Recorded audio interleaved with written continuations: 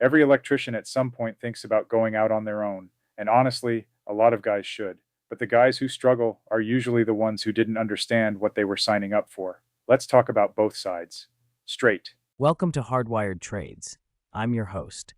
This is one of those topics I get asked about a lot. Should I start my own electrical company or keep working for someone else? There's no one-size-fits-all answer, but there are some things you should know before you make the call. Let's go. What working for a company actually gives you. Let's start here because people who want to go out on their own often undervalue what they have. Consistent paycheck. You know what's coming in every week. Bills get paid. You're not chasing invoices or stressing about slow seasons. No overhead. Your employer handles insurance, vehicles, tools, permits, licenses, accounting, payroll, and all the operational headache. You show up, do the work, go home. Predictable hours, mostly. Depending on your company, you might have a pretty normal schedule. You clock out, and the business isn't your problem. Benefits. Health insurance, pension, if you're union, paid time off. These have real dollar value that's easy to forget until you don't have them. A union electrician with full benefits is often financially better off than a solo contractor netting the same gross income once you price in self-employment tax, insurance premiums, and no retirement contributions. Self-employment tax alone, 15.3%, takes a significant chunk. Health insurance as an individual buyer runs $500, $800 per month in most markets. And there's no paid vacation when you're running your own shop. The trade-off is ceiling. You make what you make. You don't get paid for the profit on jobs you run. And someone else is making decisions about your time, your schedule, and what you work on. What running your own business actually looks like. Now let's talk about what owning your own electrical company actually means day to day. Not the highlight reel, the full picture. You're not just an electrician anymore. You're the estimator, the salesperson, the project manager, the accountant, the HR department, the marketing department, and the electrician. If any one of those hats falls down, the business suffers. A lot of guys are great electricians and terrible salespeople, or great at the work and terrible at bookkeeping. Every weakness you have shows up in the business. Your income is variable. Good months are great. Slow months can be stressful. You have overhead whether or not you're busy. Insurance, truck payments, license fees, accounting software, phone. Those bills don't stop because it's a slow January. You're on call. Customer needs to reschedule? That's you. Employee calls in sick? Figure it out. Permit issue? Your problem. There is no not my department. Taxes hit different. As a W-2 employee, taxes are handled for you. As a business owner, you're paying self-employment tax, quarterly estimated taxes, and potentially payroll taxes if you have employees. Get an accountant and get one before you start, not after you realize you owe money. The first year is the hardest. Most businesses take 12 to 18 months to find their footing. Cash flow is tight, the marketing hasn't kicked in yet, and you're learning every part of running a business simultaneously. This isn't a reason not to do it. It's a reason to go in prepared. The upside of owning it. With all of that said, owning your own shop can be extremely rewarding and extremely profitable. Here's why people do it. Income ceiling is removed. A journeyman might make $80K. A successful electrical contractor can make $200K, $300K more, depending on the size of their operation. The profit from your own jobs goes to you. When you run a job that bills $15,000 and your costs are $9,000, the $6,000 is yours. That's the leverage that doesn't exist when you're an employee. Autonomy. You choose your customers, your jobs, your hours, your crew.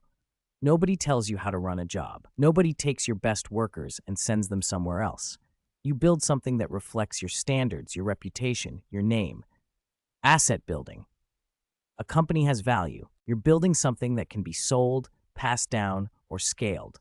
A job just gives you a paycheck until it doesn't.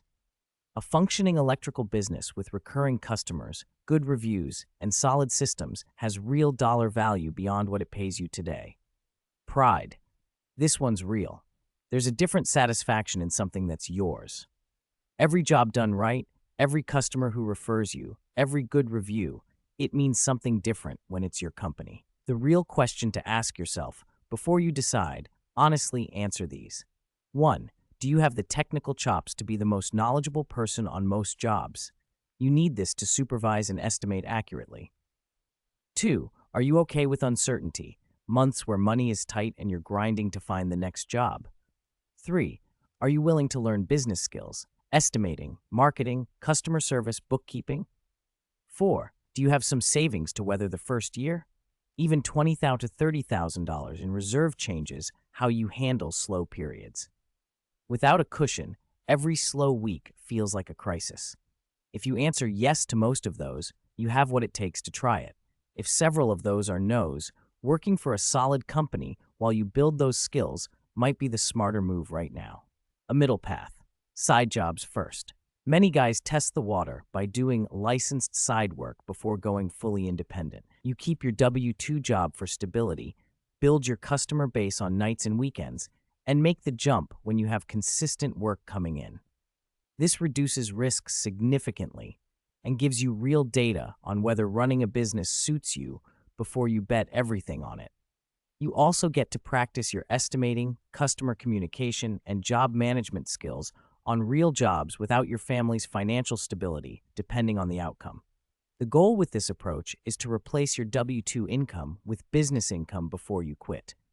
Not almost replace it, replace it. When your side work is bringing in what your day job pays and you have 3 months of living expenses in the bank, that's when you make the jump, not before.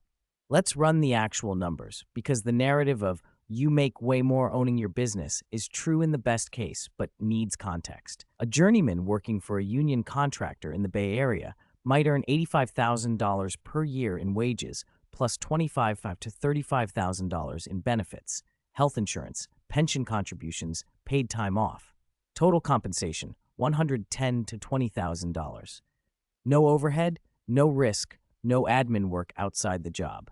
A solo electrical contractor in the same market charging a 130-hour, billing 1,400 hours per year, grosses $182,000. After vehicle costs, $20,000, insurance, $10,000, tools and equipment, $3,000, licensing and admin, $2,000, and self-employment tax, 15.3% on net income after deductions, the actual take-home might be $100,000 to $120,000. At the solo stage, the numbers are comparable. The contractor wins in the best-case scenario. The employee wins in the stability category. The business owner calculus changes when you add employees. At that point, you're leveraging other people's labor. A two-person shop billing $350,000 to $400,000 per year with reasonable margins can net the owner $150,000 to $200,000.